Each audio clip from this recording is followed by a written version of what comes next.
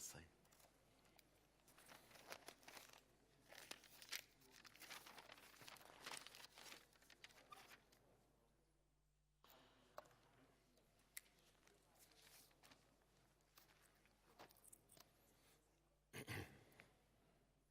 And whatever happens, don't get flustered. Things will go wrong.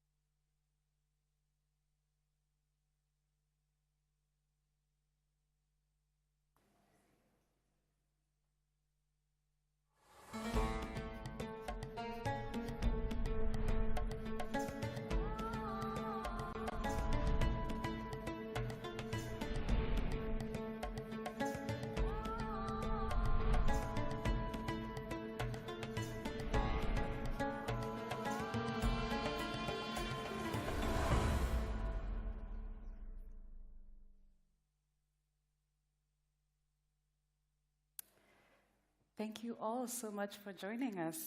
Hello and welcome to the panel on delivering the digital dividend. Exciting to see you all in one room after 3 years of no physical events. We're happy to have you. My name is Namara, and I will be the moderator for this panel. In the way of introduction, I'm a senior venture partner at the Baobab Network. We are an accelerator for early-stage technology companies in Africa. We've been in the business for over 6 years, and I myself can attest to the digital dividend, all the way from the growth of our portfolio companies to the adaptation of technology in Africa as a whole. In fact, I might argue that I myself am a product of the systems upgrade.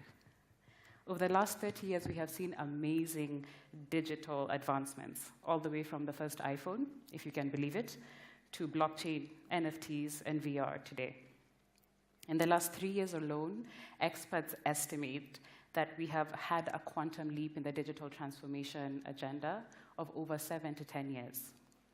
In an unprecedented set of events, from the COVID-19 pandemic to the war in Ukraine, it is important that we have a very serious conversation and review and discuss the downsides of digital transformation on cybersecurity, on how social media is influencing narratives, and the equitable distribution, or the lack thereof, of the digital dividend overall. So today, we'll take you on a journey from the good, the bad, and the future of digital transformation. But first, I will introduce you to our lovely panel. So sitting here on my left, we have Neil Cohn. She is Global Head of Markets and Sustainability. Thank you for joining us. We have Khalid El-Jabali, MasterCard's Division President for the Middle East and North Africa. It's lovely to have you. We have Essa Haunisdola, Microsoft's Director of European Government Affairs. Thank you for coming. And last, but certainly not least, we have Dina Mata, EBRD's Chief Transformation Officer. Lovely to have you. We'll get started in a moment, but first we'd like to invite you to join us in the conversation. If you'd like to join in, please log into slido.com, code 917000, select the digital dividend and ask us your questions. I will pose them all to the panel towards the top of the hour. And of course, if you're in the room, just lift your hand and we'll get to you. A reminder, this event is being translated in both English and French through our Interactio app, and the details should be up behind us. We also have an illustrator who will be joining us for a special visual record of our conversation. Our illustrator, Josh Knowles, will be drawing along as we speak, a high-tech version of the conversation. And I mean, it wouldn't be a digital transformation conversation if we don't digitally transform, no? So, Josh, say hi to everyone. Great. Let's start by talking about the digital dividend. It's been such an amazing period for digital transformation in the last few years. And I myself, as someone who's been in this space for over a decade, I can think of multiple things that digital transformation has and continues to do, from M-Pesa for financial inclusion to the investment in e-buses by Civil in Egypt for the green transition, governments taking up digital for immigration, registration, among other things. And on that note, let's hear from a country which has already made huge strides in the digital transformation, which has made them even more resilient in a time of crisis. So let's hear from Ukraine's Deputy Minister of Digital Transformation, Alex Bornyakov. And the territory is huge. It's almost like Germany. It's big. So using digital tools and digital services was essential to reach to rural areas, to give a lot of people who get used to mobile phones, to digital technologies, the way to communicate with the government, not old-fashioned way, but with completely new redefined approach. So we came up with a strategy called Mobile First. So we were redefining and redesigning all the government services and moving them online. And this was one of the best reforms for the last couple decades, because more than 12 million people downloaded government app. It was top app in a Google and Apple store. So yeah, I'm talking about DIA. The number of interactions with government were completely and dramatically changed. Like before those reforms, if your family have a baby, then you had to go to around 15 different institutions to get paperwork done. But once we redesigned, you were able to do this in 15 minutes, sitting in a hospital. The same about changing driver license process, like completely online. Having all of your official papers in your smartphone. Like we were first who introduced our passport in a digital form, which were equal to the paper copy. I was able to travel inside a country on airplanes without any paper document. And also I can show on my phone the papers for my son, so I didn't have to carry his papers too. So people were really grateful for that, because you know how many times you were forgetting your papers. It happened to me. We were able to start really quick a new service. It was a government help to the people who got into war zone. So with the help of DIA, we were able to quickly identify them, and with one click, they were able to get government financial help, around 200 euro to their account, like almost immediately.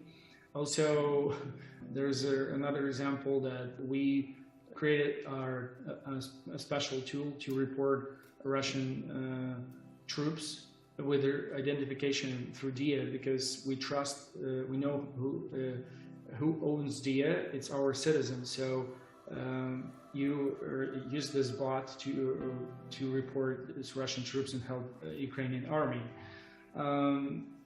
Those are just two examples of how we quickly started to adopt the new reality. There was a budget before the war that we introduced to our parliament, and it was hundreds of millions of dollars every year. But after the war, I think it will be even more, because a lot of communication infrastructure being ruined right now. We're really grateful and appreciate all the countries that support us. So thank you for standing with us.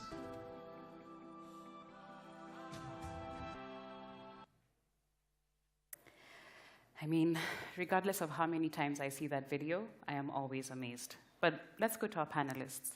So having seen that and reflecting on your own domains, what are some of the exciting shifts that illustrate to you just how impactful digital transformation has been? Let's start with you, Neil. Thank you, Namara. Is this working? No, you need to turn it on. Thank you, Namara. There we go. There we go. Yes, that was incredible. And what we've seen, and I'm going to speak to blockchain because that's what I'm involved in. We saw Bitcoin come out with this brilliant new technology, blockchain, which gave us the ability to have immutable trust, which gave the ability for people to transact with each other without having a central authority, without having a bank or anyone between them, and be able to function. That was tremendous. But it was improved upon. Ethereum said, hey, we're using processing power. We can now add programs. We can now make it so it works for money and adjacent money. And again, that was a huge benefit.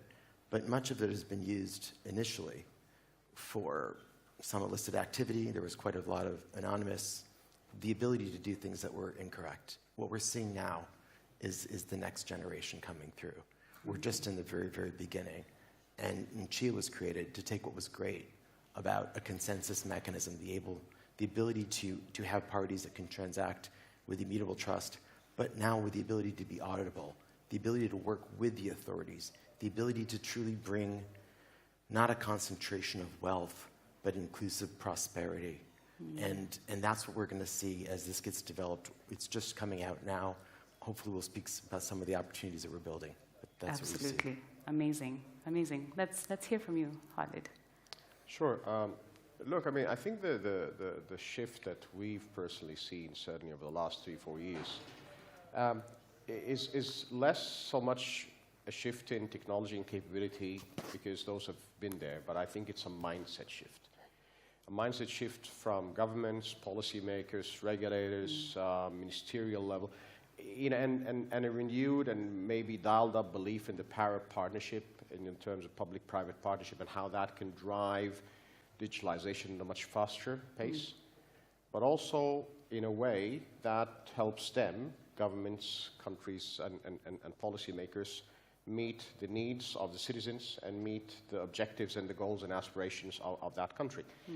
So whether it's across its security, connectivity, payments, cybersecurity, smart cities, and the list is endless. I mean, yesterday we were in Rabat signing an agreement with the government, one of the ministers, about including 2 million youths in the digital economy ecosystem, and people now realize finally that the digital economy is the economy.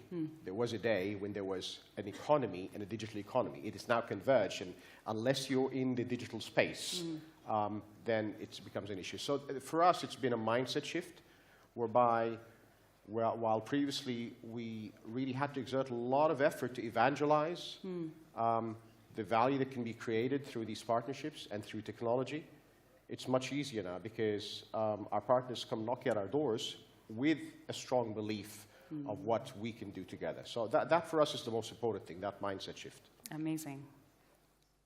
Essa. Well, I think during this COVID period, where we are still we have taken huge leaps forward in digitalization. I think that without having been in the middle of this transition, we would not have been able to cope with COVID as we did.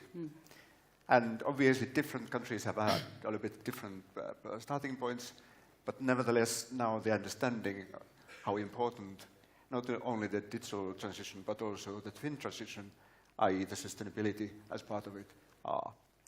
But in terms of this very touching video from and regards from Ukraine, I think it's good to mention that at the end of April, at Microsoft, we published a report on the hybrid war in Ukraine. And actually, we tracked at least 6 Russian advanced persistent threat actors called APTs. That means sort of threat actors which are either nation-state actors or then sponsored by states. And we also believe that Russia pre-positioned the invasion a year ago.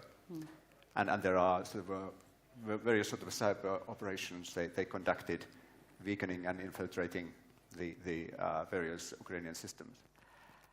And 40% of these destructive attacks were aimed at organizations or critical infrastructure sectors, 32% against Ukrainian government on national, regional, and city and municipality level.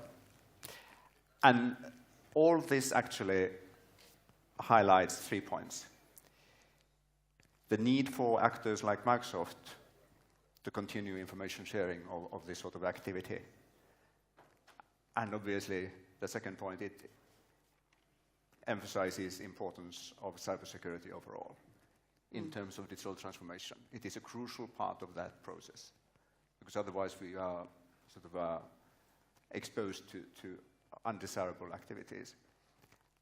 And finally, thirdly, it also emphasizes the importance of and relevance of a cloud as a solution. Yep. And that means that the cloud technology and the cloud operators and service providers, they can have the resources and investments in cybersecurity and expertise needed to conduct all that. Yeah, and we'll come back to just speak deeper about this and how else we can address the cybersecurity issues. Let's thank you for that, Esther. Let's go to you, Dina. Yeah, I think for me it's a combination of what's been said, but I would say it in twofold. Number one, the technology itself.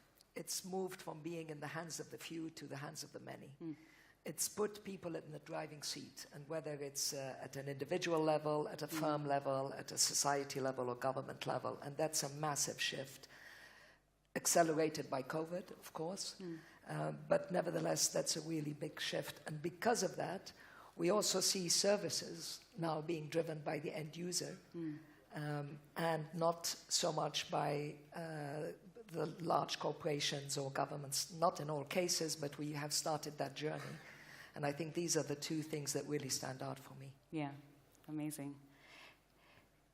Great. So while we're still on you, Dina, we can talk about the EBRD markets and what's that look like from a government perspective. Have they been supportive of digitization and taking up the processes themselves, and their overall willingness to change policy to support digitalization? Yeah, I think there's two, again, aspects. One, the government's willingness, the countries we operate in. The other is broader society. What I can say is that although progress has not been, apologies, I haven't spoken in public for a long time. Although progress has not been uniform, we have seen acceleration in all the markets. And the countries, the regions that were lagging have grown the most. Again, no doubt accelerated by COVID. Governments are much more receptive. We have evidence of policy changes, but there is still a long way to go, particularly when you talk about data privacy, you talk about security, you talk about the access to content versus networks. But we do see the trend, and that's one of the reasons we have added it to our transition focus areas. We see digitalization as an enabler of all the other transition focus areas of ours, whether it's transparency, whether it's green agenda, or whether it's inclusion. Yeah, absolutely.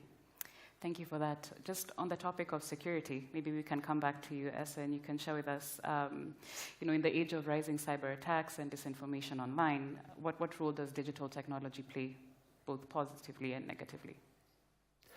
Well, of course, as I said, these cyber attacks are the negative side of things. Yeah. But in everything good, there is always, the coin has two sides as such. And we just have to invest in being prepared and defending our systems. But it also, the Ukrainian situation is the worst. The war is the worst situation where this sort of activity is put into practice. But of course, there are in other situations. I mean, what would you imagine that your username and password or passwords in different services would be sort of worth for a hacker? And that's what these cyber criminals usually have in their sites. That's their goal to get. And this is something which is particularly pertinent in Middle East and Africa region at the moment. And we know that the businesses are more prone to cyber attacks in this area than elsewhere. And the African CEOs, they are very aware of this. 54% of them, they are very concerned about this fact, which is a very good sign that the businesses understand the threat. And it means that everybody should be involved in this process. So it's not sort of something which is only the cloud service providers or traditional ICT companies, but it's everybody. And individuals, we are responsible for understanding these things. And in the African continent, there is good developments in this regard. And in South Africa last November, a group of leaders in cybersecurity came together and established a cybersecurity digital alliance, which is sort of helping them through policy advisory, education, and best practice sharing various actors to combat cybersecurity threats. Thank you for that. Let's go to Khalid. What are some of the major leaps you have seen for, in your space, the financial inclusion from a government perspective, from a country level perspective as well? What does that look like for you? I think very much an extension of some of the things I was referring to earlier. And I think in this part of the world, it's even more relevant because you have a very young population. A lot of, significant portion, in many countries, 50% of population or more are under the age of 20, right? 60% in some cases. These are digital natives. They're born with a very different set of consumption kind of behavioral attitudes. Some evidence that says more than half of global mobile money accounts are actually in the Middle East and Africa. So that's evidence the fact that these are digital natives and they take to it like fish to water. So I think governments recognize that the need for digital solutions are critically important in this part of the world. But importantly, to your last question, the need for also safe and secure digital solutions are even more important for this part of the world. And all of the AI-driven solutions that guard against cyber kind of fraud. So for us, some evidence of that coming to life and how governments are actually engaging and how ecosystem players are engaging, we see many examples. In Egypt, we were called on by the government to set up the first countrywide interoperable mobile payment ecosystem, which we did and launched in 2013-14. Today, it has 15 million wallets operating on it, carrying out transactions, and last year did around 250 million transactions from nowhere, right? Last year, we were called on by the UAE government to do the same thing, and we built the mobile payment platform that is operated by 16 largest banks in the UAE, which is a digital wallet ecosystem. So that appetite is there. And a few months ago, we collaborated and put in place a strategic alliance with the government of Pakistan under the sponsorship of the president to actually create a digital country-wide blueprint in collaboration with the Free Zone or the Technology Zones Authority of Pakistan.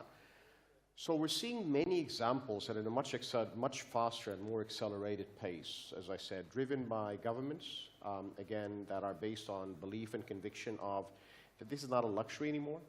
This is more of a necessity, and it's a present necessity. And also there is a clear and present danger that needs to be guided against, right?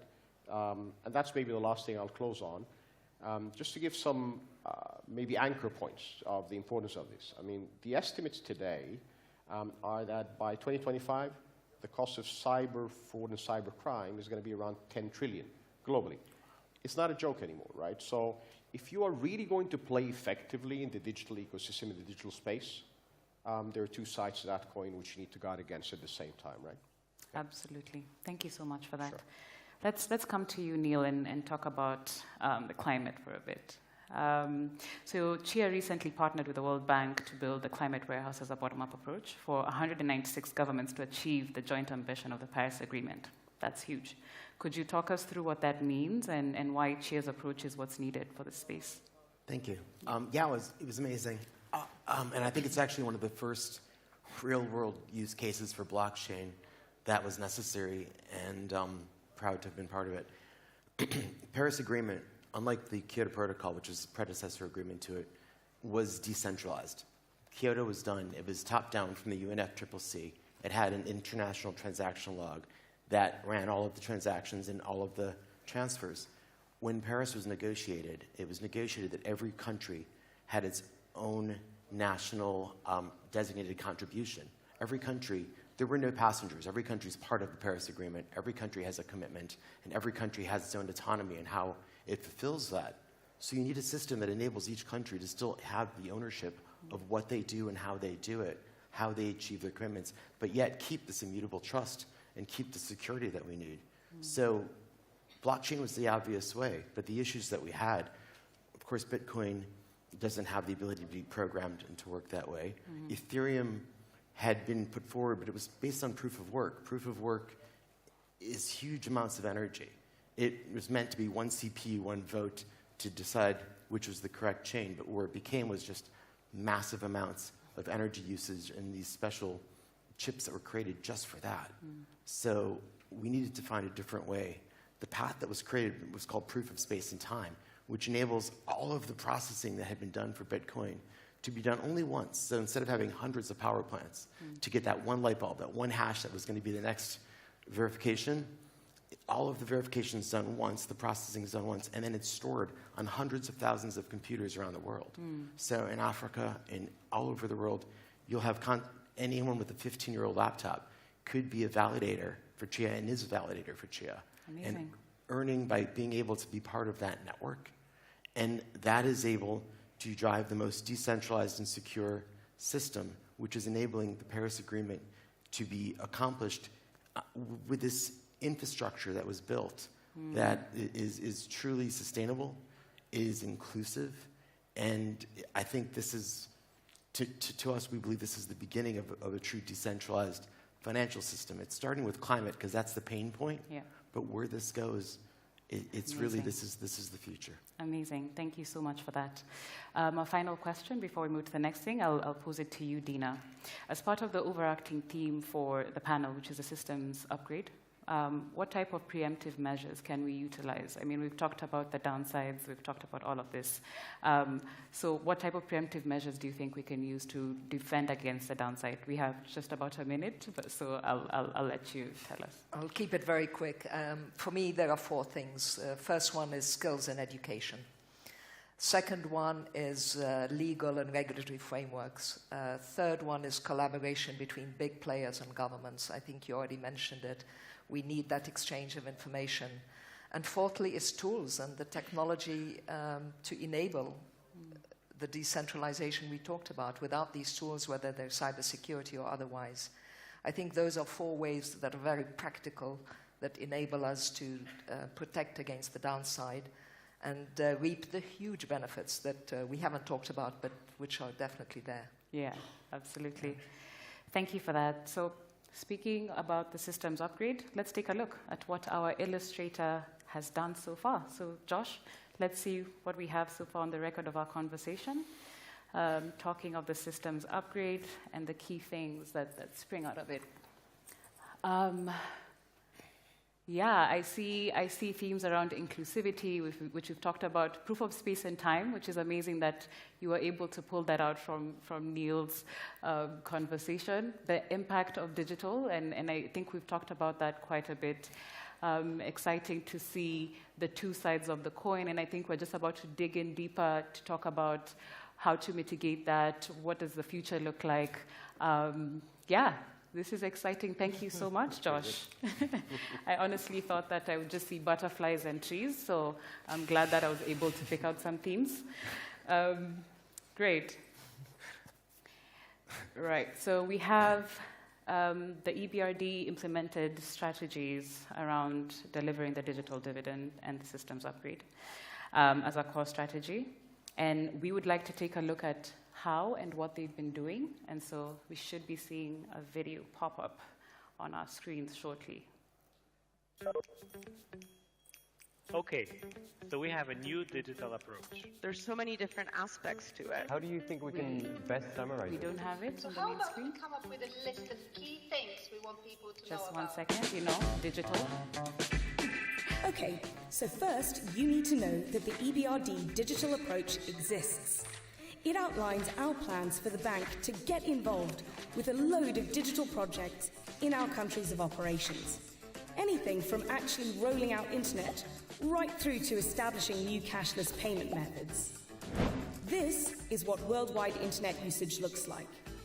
This big disparity is the reason digitization is so important to the EBRD. Our clients are diverse, but they've all got to stay competitive. And to do that, they've got to stay in step with advances in technology and the digital world. And whether it's a startup in Latvia, a bank in Poland, or a solar panel factory in Morocco, we'll help them do just that. We're coming at this from 3 angles: foundation, adaptation, and innovation. Starting with the basics, we'll work on getting people online, influencing policies, and developing a workforce with the right skills to be brilliant in the digital world. Thinking about adaptation, here the focus will be on helping existing organizations take advantage of digital space, like getting some of their services online or digitalizing their back end. Looking to the future. This is the bit where we look to the future and get involved with the newest frontiers of digital development, from investing in incubators right through to developing cutting-edge policy to regulate businesses. The next thing you need to know is that we're going to do this using what the bank has. So that's like our toolbox. We have money to invest in digital projects, experts to guide them to success, and access to policymakers who we can make aware of changes that could be needed to regulations and legal frameworks.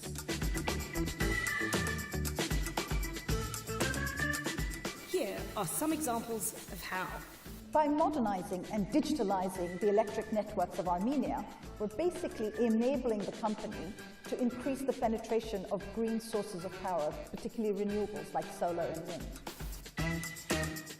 In Mongolia, we were able to support online education classes, meaning we could reach rural pupils, we could reduce education gaps, and we could increase equality. So we're making a concerted effort to focus on cybersecurity risks and helping our clients navigate them. We want to make sure you know this.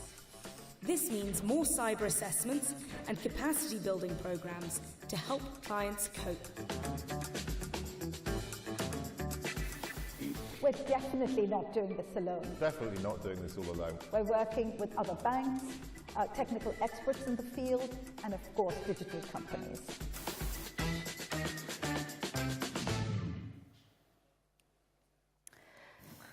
First of all, let me apologize for the glitch at the start of the video. We just experienced the other side of the coin with digital transformation. So let's jump right back in. Just seeing all the work that the EBRD is doing and the growth of the digital transformation, maybe we can go to you, Khalid. Dina already spoke to this a bit, but what do you see as potential downsides? And how do we use the digital growth to mitigate against that and leverage more on the dividends? Khalid, sorry. Okay, yeah, sure. Okay, look, I think it's just maybe to underline one of the messages I said before, and I think also stated by some of the valued colleagues is, unless you create an ecosystem that is, yes, secure, fast, safe, intuitive. It's not just about bringing the solutions to the market, it's bringing safe, secure solutions that actually work. I think that concurrent engineering or real-time engineering that ensures that is critically important. Now, if you wind the clock back, and I'll just provide you a data point, your anchor data point, which kind of evidences how we have kind of included that in our kind of DNA. If you wind the clock back, or rewind the clock back maybe 10 years, 100% of our business and revenue is coming from what is known as pure conventional payments. Today, 10 years later, 40% of our business comes from what we call services. Only 60% comes from what is known as payments, right? And those services, a big portion of that is basically cybersecurity solutions, fraud solutions, AML solutions, which we have brought into our capability through acquisitions, a lot of the time inorganically, through many of the companies that we brought in and integrated, based on the realization that it's just not enough to bring a technology solution to market. You have to actually look at all of the wrappers around it and all of the layers of security that ensures that the individual using it is protected. At the end of the day, there's one word that governs, for us, the success of any of these platform solutions coming to market. That's trust. You know, particularly when you start talking about people's identity, not even money, people's identity. I want to be able to trust the person on the other side before I put myself out there and some information about myself. And certainly this applies when you get into, well, it's about my money now. It's about my wealth, right? Large or small. So the importance of those kind of layers of security that we build into our solutions becomes critically important. And we do it at the source, and we do it at the stage of design. So these, for us, are some of the things that not so much must be guarded against, but must be proactively involved in the design phase of any technology solution that you bring to the market, which hopefully drives this digitalization. Absolutely. Thank you so much for that. Let's come to you, Neil, briefly. Just seeing the quantum leap in digital transformation, I wonder, what does the next few years of strategy look like? What does the future look like? If we think about the equitable distribution of technology, what does the next few years of strategy look like? I think it's interesting. We first have to recognize that any advance in technology must also advance society in the biosphere. So one of the issues we've seen with a lot of these advances in technologies and blockchains of huge energy use, beyond huge energy use, and that was a revolution that we have blockchain, great. But now many are saying, let's shift to proof of stake. So proof of work goes to proof of stake, meaning, okay, those that own the coins and own the stake are the new validators and get to make the rules. That actually goes to centralization. That removes all of the inclusivity we were trying to create. It actually creates an oligarchy. So while it dramatically reduces the energy use, it tremendously changes all the security that we were trying to build up. It takes away all of the benefit we're building to level the playing field, to create a secure trust system that we can allow whole continents, whole groups of people that were left out of the economy to lift themselves up. So we need to dig deep. We're only in the first, I don't want to use a US baseball analogy, but we're the first inning. We're in the first 5 minutes of the match. We're really just starting in all of this. We need to go back and not spend money on marketing, but spend our time and our money creating better technologies that truly deliver on the promise that we see, and that truly can enable the security that we need, the inclusivity that we need, and move that forward. And if we keep that ethos, and if we keep moving that way, we're going to find ways to use blockchain to enable geospatial data, to deliver property rights to the underprivileged, to be able to deliver on so many, I'll use climate again, but climate ambition, where if I'm sitting in Nairobi or Tuvalu or wherever I may be, I can go to this internet of markets that we're delivering, that we're building, and start a project without having to wait for the EBRD or for Credit Suisse or some bank to come to me. Yeah. We truly do create that. So that's what I hope we see. Amazing. Continuing to look into the future, Essa, what are some of the themes that you believe we need to continue to leverage and influence for a greater dividend going forward? Well, obviously, I think skills was already mentioned here. And I think, and education, that's really the key here, because that's the only way to sort of remove the gap, digital gap, it's sometimes called. And for instance, in Africa, the focus should absolutely be in skilling, because 70% of Africa's population is under 30, and 60% is under 25. So what an opportunity to ensure that they have the education and skill sets to really take up the opportunities, or that what the digital transformation is enabling. And there's a little bit this leapfrog sort of thing, because in many other societies there are so very sort of conservative old structures which are difficult to overcome. But when you can sort of do that sort of more from a cleaner plate, then it's more powerful.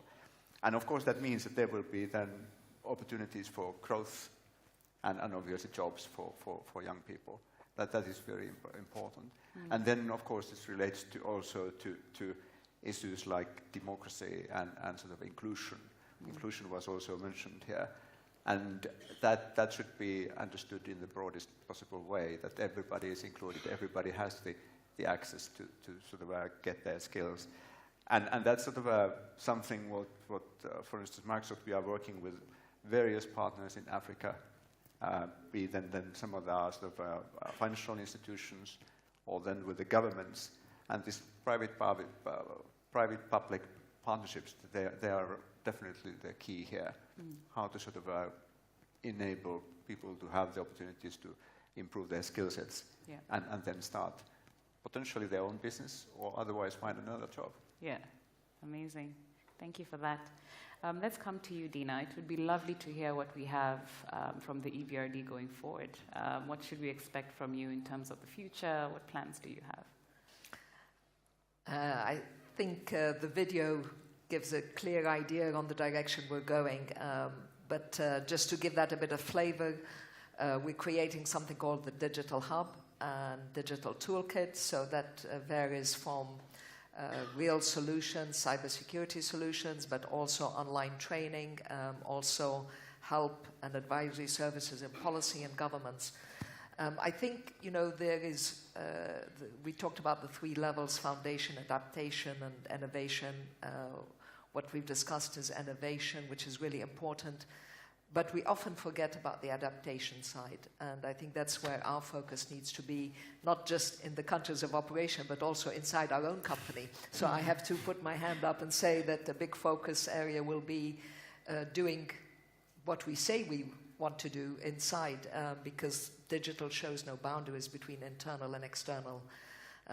I often tell people, AI, I did that in university 30 years ago.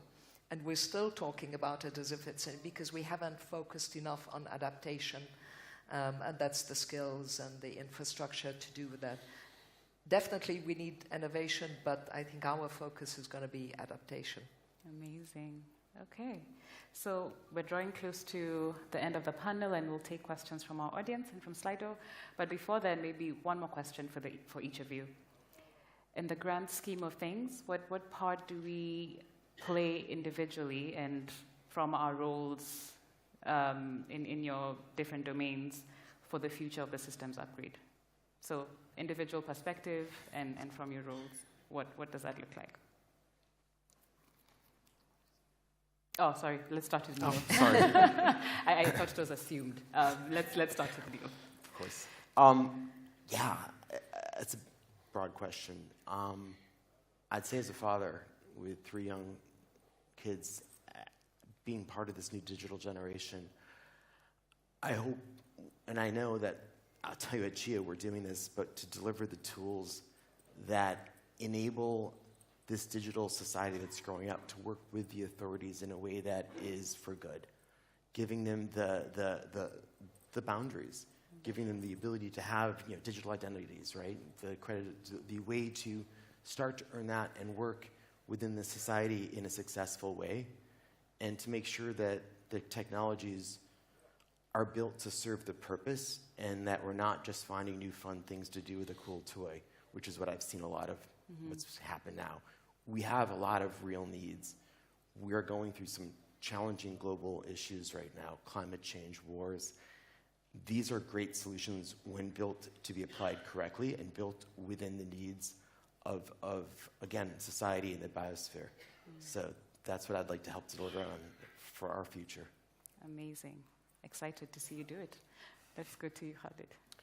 Well, look, I mean, that's probably a question that's close to my heart because, in the organization where I have been for the last 6 years, MasterCard, we say we like to do well by doing good.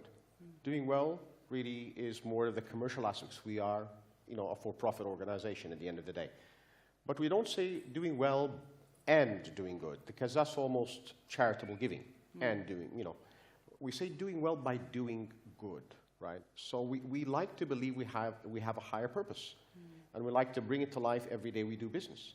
So we understand that there are some initiatives that we will be part of that may not tick the box on some commercial KPIs, but that's critically important to the future foundations for driving the right level of change and the right kind of change to enable these governments, economies, societies to actually go to the next level. So we choose our battles and, well, we focus on youth, we focus on SMEs, we focus on women entrepreneurs, we focus on the unincluded, and we bring them in. A lot of the initiatives, and I can give you a list, we don't have time, but I can give you a long list of initiatives that tick the box on each one of these, right? And once we do good, we believe that doing well will follow. So if I had to sum this in one sentence at the end of it to say, well, what do we do it, or what do we stand for, is that we like to do things responsibly. So yes, we are for profit, but we will do the right things in the countries, economies, and governments that we operate in responsibly to actually drive positive change from within and enable citizens, organizations, corporations to actually have a better life, have a better P&L, have better success. And that's what we like to drive through our technology solutions. Yeah, I completely resonate with that. Do well by doing good. Let's go to you, Asaf. Well, that's a rather interesting question as such, because you brought it rather to what an individual can do. And there are obviously so many ways we can take part in digitalization. And some of us are rather in the middle of it, like myself, when working for Microsoft and having actually worked for ICT company all my career. So one has, in a sense, been in center of things all the time.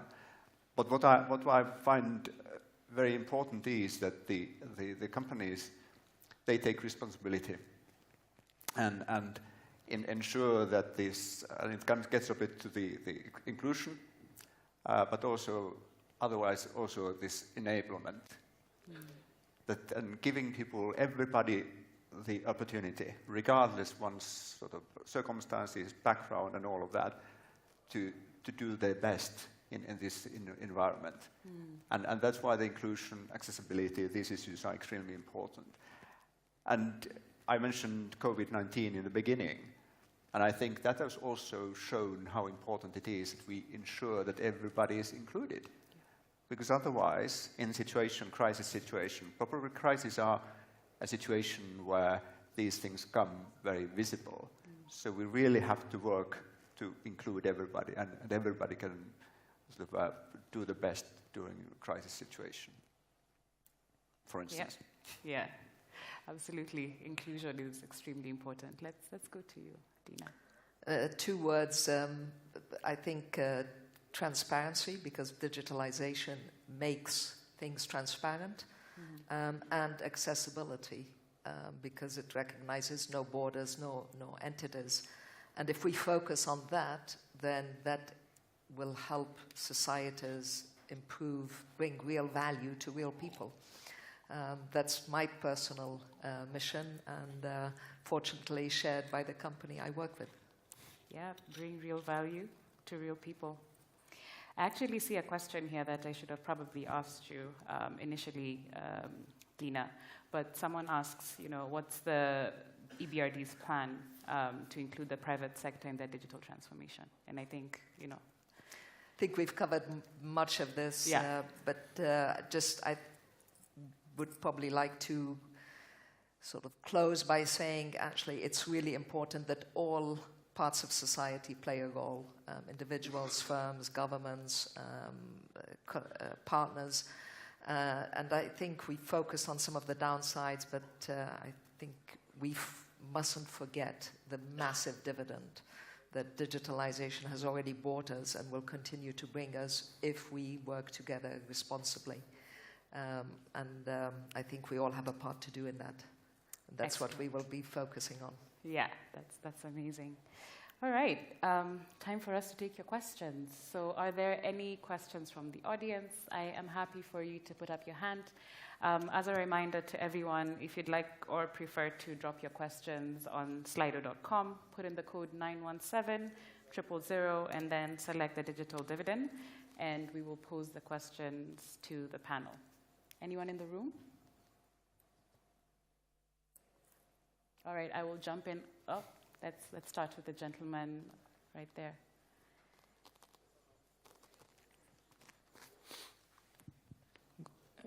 Hello, everyone. Hello. I have a question. As you know, Morocco launched his proper brand. It's called Morocco Tech. It's in the beginning of this year. Mm-hmm. So my question, did EBRD and its partners participate in the development of its strategic plan? If not, what do you think of this initiative launched by the Moroccan government? Thank you. Okay, I don't know if you got the question. Sounds like it's for the EBRD, but he's saying that Moroccan tech was launched by the government earlier this year, I believe it was. And his question is, was the EBRD part of that conversation in building the strategy, and do you have any thoughts about it? I'm not in a position to answer that, but very happy to come back to you on that with my colleagues. So we'll take note of that. Thank you. Okay, so we'll circle back to you if you could just find us after the conversation. Any other questions from the room? I can pick up one from Slido. So this one is for Khalid. MasterCard announced a $250 million in support for MSMEs globally during the pandemic. How are you in MENA ensuring that MSMEs are realizing the digital dividend? A great question, and I think this is just again evidence to the last point that I made of doing well by doing good. So I'm glad somebody asked this question because it just brings it to life. And here's a clearly defined and articulated focus, and the organization putting its money where its mouth is and saying, we're going to go out there and put $250 million to support SMEs, a sector that is not always kind of operating within the digital economy, particularly when you get into the micro-enterprise. Mm-hmm. SMEs are not the mid-caps, right? The micro-enterprise, in Egypt, they're like the mom-and-pop shop, people walking around in wooden carts selling vegetables, right? Those are micro-enterprises, each one, right? And they're not in digital economy. So what are we doing? Well, we're bringing technology solutions to them. We're creating marketplaces that enable them to get on these digital marketplaces, understand if they're sometimes being taken for a ride because they're not selling their products at the right price, where they can actually buy raw materials if they are farmers. So we have a farmers marketplace. We have many solutions in that area to actually engage, empower, and enable them to succeed. For the mid-cap, for the larger one, we have solutions like Track, for example, that enables end-to-end players in the SME, kind of, again, supply chain, right, buyers and kind of manufacturers, to get on that and have a capability for digital invoicing, tracking inventory, the works, right?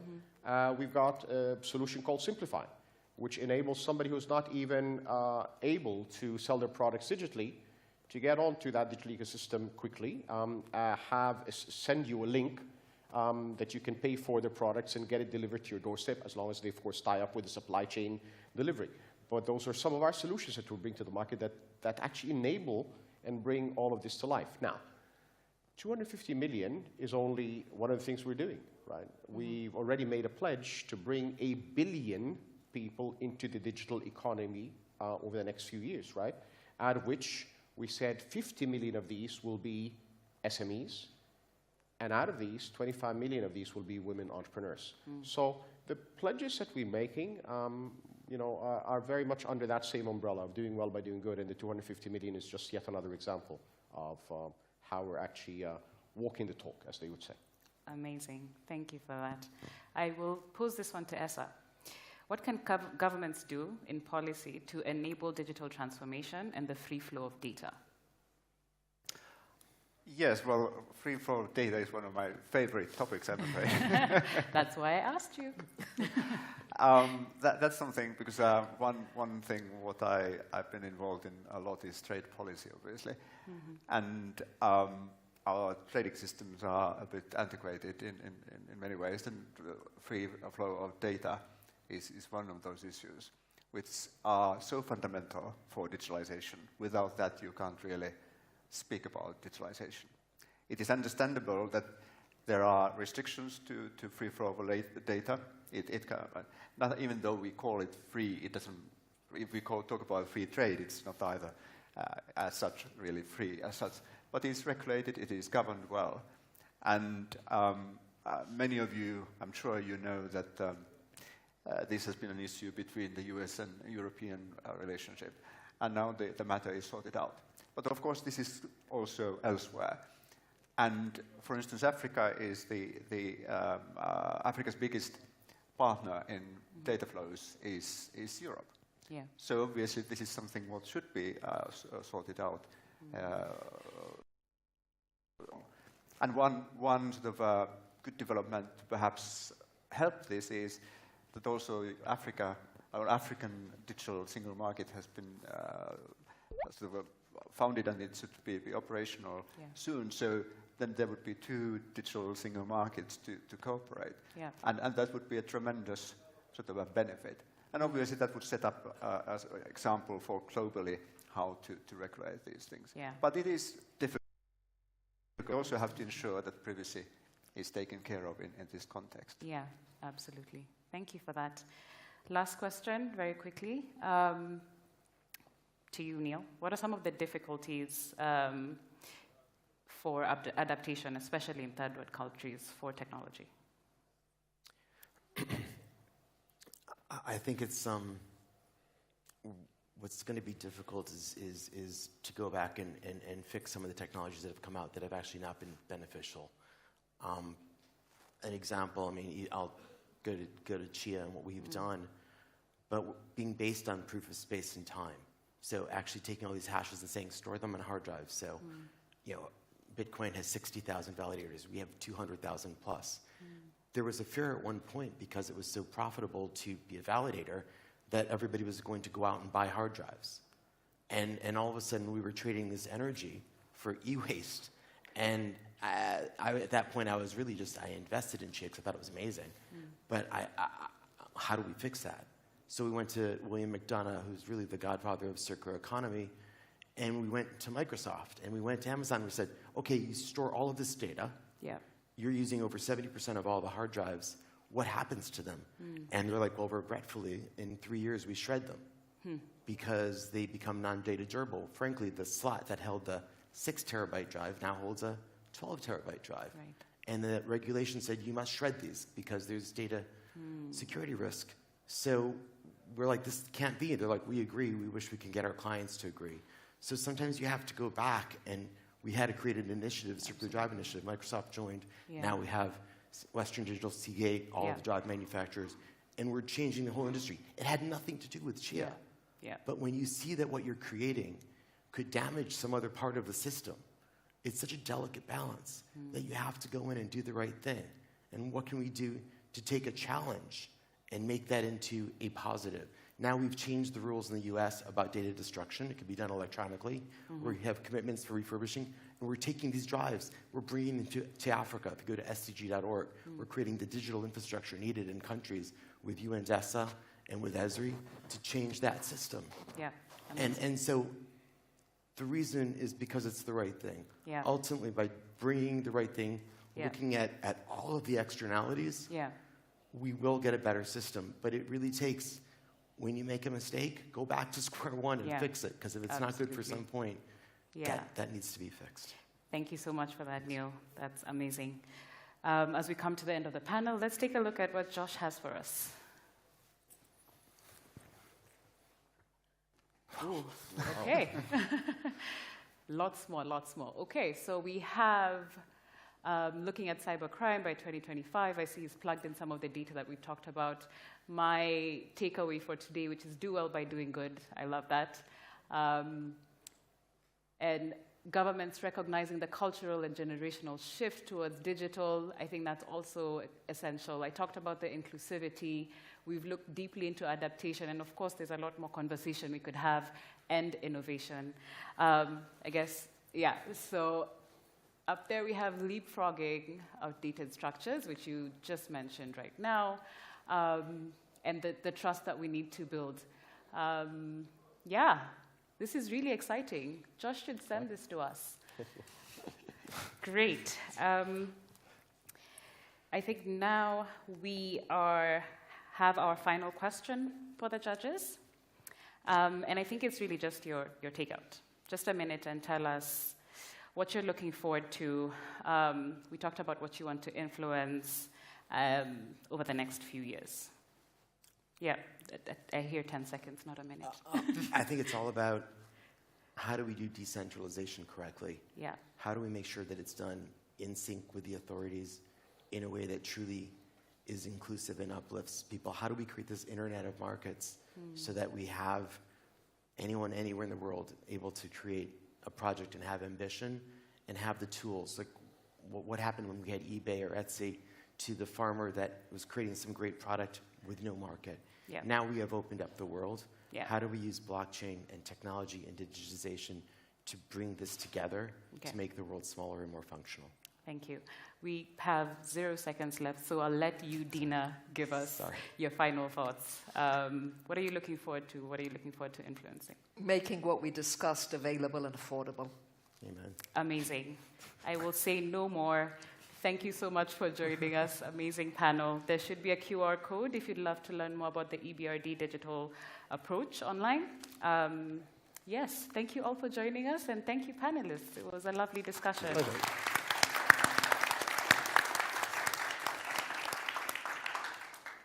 You're great, Namar.